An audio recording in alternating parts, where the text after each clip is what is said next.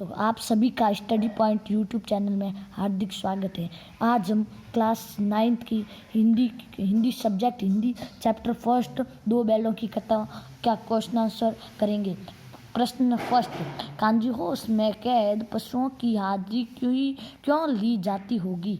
उत्तर, kanji house पशुओं की jail थी। उसमें आवारा पशु कैद होते थे जो दूसरों के खेतों की फसलें नष्ट करते थे। कांजी हाउस के कर्मचारियों पर पशुओं को सुरक्षित रखने की जिम्मेदारी होती थी। इसी कारण हाजिरी लेकर यह निश्चित किया जाता होगा कि कोई पशु घट कम तो नहीं हो गया। प्रश्न सेकंड, छोटी बच्ची को बैलों के प्रति प्रेम क्यों उमड़ आया? छोटी बच्ची की माँ मर चुकी थी। सौतेली माँ उसे मारती रहती थी। इधर बैलों की भी यही स्थिति थी, अतः उसे उन दुखी बैलों से सहानुभूति हो गई, इसलिए बैलों के प्रति उसका प्रेम उमड़ आया। वे भी उसी की तरह प्रेम के भूखे थे। प्रश्न 3, कहानी में बैलों के माध्यम से कौन कौन से नीति विषयक मूल्य उभर कर आए हैं? उत्तर, कहानी में बैलों के माध्यम से सामने आने वाले नीति विषयक मूल्य इस प्रकार है। पॉइंट 1, सरल, सीधा और अत्यधिक सहनशील होना अनुचित है। बहुत सीधा इंसान मूर्ख या गधा कहा जाता है। पॉइंट सेकंड, मनुष्य को अपने अधिकारों के लिए निरंतर संघर्ष करना चाहिए। पॉइंट 3, आज़ादी पाने के लिए मनुष्य को बड़े से बड़ा कष्ट उठाने के लिए तैयार रहना चाहिए। पॉइंट 4, संकट के समय अपने मित्र की सहायता करने वाला मनुष्य ही सच्चा मित्र होता है। पॉइंट 5, समाज में सुखी संपन्न लोगों को भी आज़ादी की लड़ाई में योगदान करना चाहिए। प्रश्न 4, प्रस्तुत कहानी में प्रेमचंद ने गधे की किन स्वभावगता विशेषताओं के आधार पर उसके प्रति रूढ़ अर्थ मूर्ख का प्रयोग न कर किसी नए अर्थ की ओर संकेत किया है? गधा सबसे बुद्धिहीन प्राणी माना जाता है। यदि किसी को मूर्ख कहना चाहते हो तो हम उससे गधा कह देते हैं। गधा मूर्ख के अर्थ में रूढ़ हो गया है, परंतु लेखक ने इसे सही नहीं माना है, क्योंकि गधा अपने सीधेपन और सहनशीलता से किसी को हानि नहीं पहुंचाता। गाय, कुत्ता और बैल जैसे जानवर कभी कभी क्रोध प्रकट कर देते हैं, पर गधा ऐसा नहीं करता। कवि इन विशेषताओं को सद्गुण मानते हुए गधे की तुलना ऋषि मुनियों से करता है। प्रश्न 5, किन घटनाओं से पता चलता है कि हीरा और मोती में गहरी दोस्ती थी? उत्तर, इस कहानी में अनेक घटनाएं हैं जिससे पता चलता है कि मोती और हीरा में गहरी दोस्ती थी। पॉइंट 1, दोनों एक साथ गाड़ी में जोते जाते थे तो यह कोशिश करते थे कि गाड़ी का अधिकतर भाग दूसरे साथी के कंधों पर न आकर उसके कंधे पर आए। पॉइंट सेकंड, गया ने हीरा के नाक पर डंडा मारा तो मोती से सहन नहीं न गया। वह हल, रस्सी, जुआ, जोत सब लेकर भाग गया और सब कुछ तोड़ दिया। पॉइंट 3, सांड के सामना होने पर दोनों ने योजना बनाकर उसे परास्त किया। सांड एक पर चोट करता तो दूसरा उसके शरीर में अपने सींग चुबा देता। आखिर में सांड बेदम होकर पड़ा। पॉइंट 4, जब मोती मटर के खेत में पकड़ा गया, हीरा उसे विपत्ति में देकर वापिस आ गया। वह भी मोती के साथ पकड़ा गया। पॉइंट 5, जब कांजी हाउस में हीरा ने दीवार तोड़ डाली तो उसे रस्सियों से बांध दिया गया।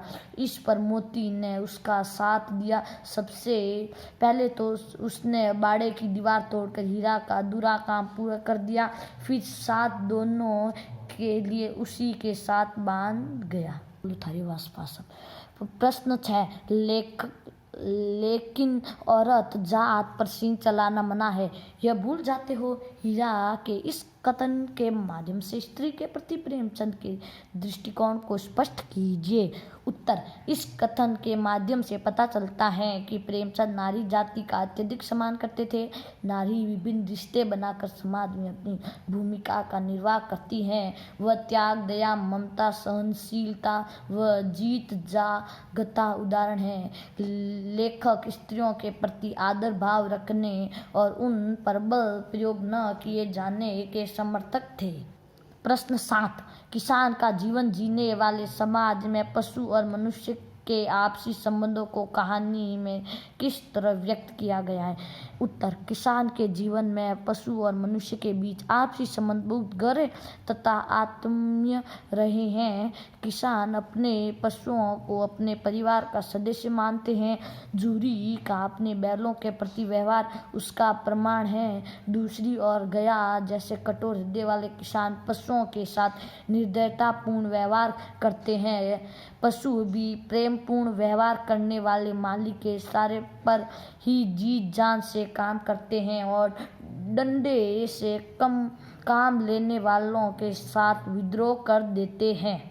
प्रश्न 8, इतना तो हो ही गया है कि 9-10 प्राणियों की जान बच गई है, वे सब तो आशीर्वाद देंगे। मोती के इस कथन के आलोक में उसकी विशेषताएं बताइए। उत्तर, मोती के इस कथन से पता चलता है कि वह परोपकारी स्वभाव वाला प्राणी है।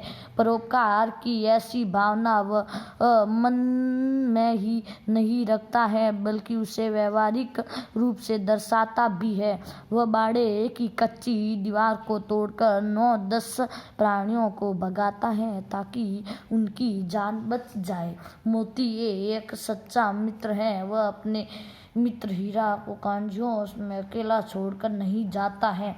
इसके साथ मोती आशावादी भी है क्योंकि उससे उम्मीद है कि ईश्वर उन दोनों की जान अवश्य बचाएगा। प्रश्न 9, आशय स्पष्ट कीजिए। अवश्य ही उसमें कोई ऐसी गुप्त शक्ति थी जिससे जीवों में श्रेष्ठता का दावा करने वाला मनुष्य वंचित है। उत्तर, हीरा मोती के पास अपने भाव और विचार प्रकट करने के लिए भाषा नहीं थी, किंतु वे मौन भाव से ही एक दूसरों के मन की बात समझ जाते थे। उनमें यह एक गुप्त शक्ति थी। मनुष्य स्वयं को सारे प्राणियों में श्रेष्ठ समझता है, लेकिन उसके पास भी यह शक्ति नहीं है। उसे बोलकर ही अपने भाव और विचार प्रकट करने पड़ते हैं। उस रोटी से उनकी भूख तो क्या शांत होती, पर दोनों के हृदय को मानो भोजन मिल गया। उत्तर, हीरा और मोती गया के घर बांधे हुए थे। गया ने उनके साथ अपमानपूर्वक व्यवहार किया था, इसलिए वे दुखी थे। तभी एक छोटी लड़की ने आकर उन्हें एक एक रोटी खिलाई। इस एक रोटी से उनका पेट तो नहीं भर सकता था, परंतु उसे खाकर उनका हृदय जरूर तृप्त हो गया। लड़की के प्रेमपूर्ण व्यवहार से वे प्रसन्न हो गए। प्रश्न 10, गया ने हीरा मोती को दोनों बार सूखा भूसा खाने के लिए दिया क्योंकि गया पराए बैलों पर अधिक खर्च नहीं करना चाहता। गरीबी के कारण खाली आदि खरीदने उसके बस की बात नहीं थी। वह हीरा मोती के व्यवहार से बहुत दुखी था। उसे खली आदि सामग्री की जानकारी नहीं थी। इस प्रश्न में हमें सही उत्तर बताना है। उत्तर ग इसका सही उत्तर है। वह हीरा मोती के व्यवहार से बहुत दुखी था। प्रश्न 11, हीरा और मोती ने